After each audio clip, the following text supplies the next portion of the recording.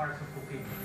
5 hours of cooking to be exact, at 200 to 250 degrees. And according to Tiny, slow cooking and basting are the best ways to roast the piglet because these methods prevent the meat and skin from drying out.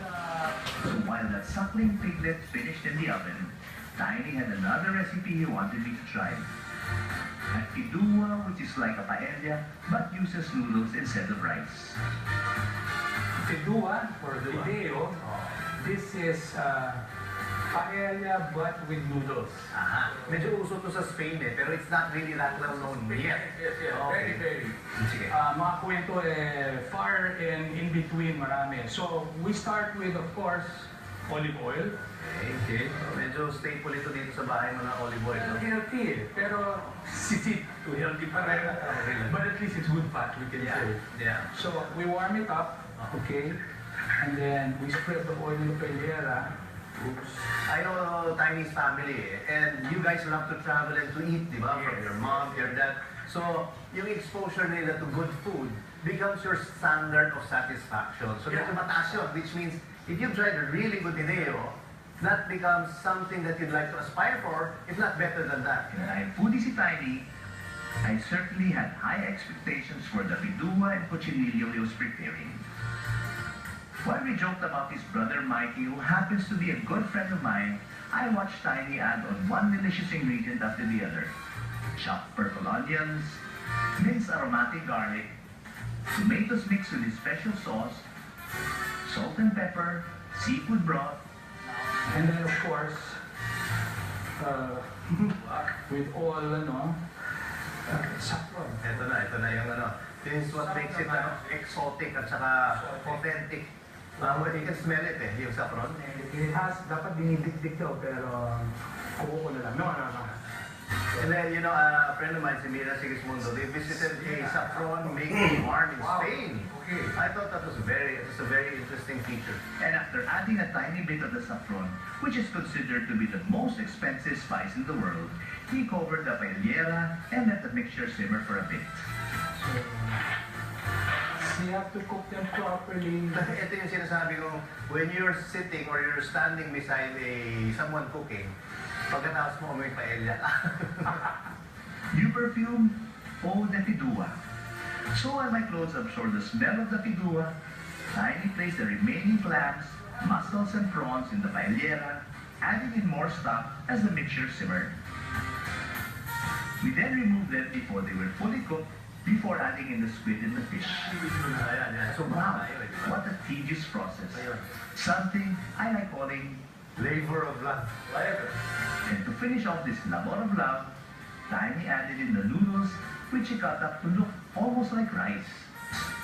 I mix the noodles with our sauce broth, with all the seafood. So wala nang yan, wala nang sabaw yan, that's it. That's it. Now we'll just add a little bit more broth, Okay. and then we'll let it sit and simmer. And then after it's cooked, we assemble the seafood On top. on top. Yeah, and then we let it rest for a while again. And speaking of resting, I couldn't wait to get off my feet, drink some wine, and feast on the fidua and cochillo prepared by Tiny.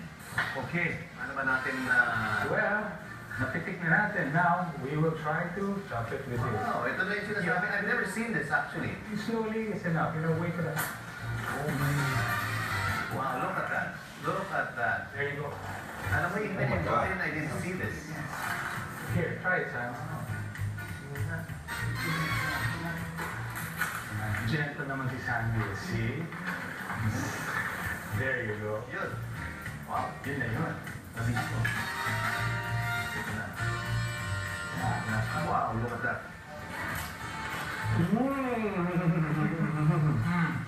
Very good. The part you love. Yeah. Oh my gosh, no wonder people are going crazy over this. Try that, Sam.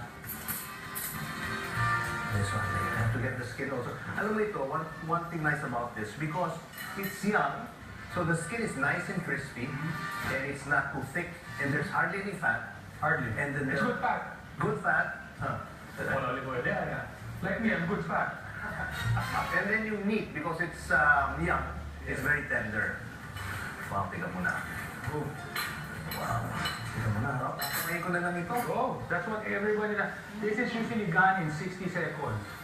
Naku, Tiny. I believe you when you say it's gone in 60 seconds. I tried not to eat a lot of pork, but tignan mo naman. I just couldn't help myself. There you go. Ito yung favorite part ni Sandy. Pero ginagawa ko nga Monica itong mga ribs eh. Yan, oh, wow, look at that. Oh, the full of the bone talaga. Alam mo, may konting yung smoky flavors yan. Oh. Teka. Before I lose myself in that cochinillo, I had to try that piduan. Alam mo, this one, I mean, reminds me of the texture of yung rice. Yan.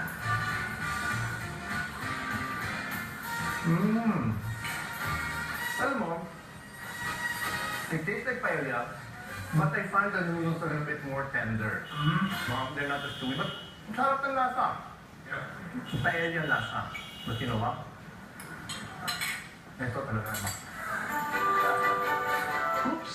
I lost myself again in that cochinillo. And of course, sira na naman ang diet ko. The big rip.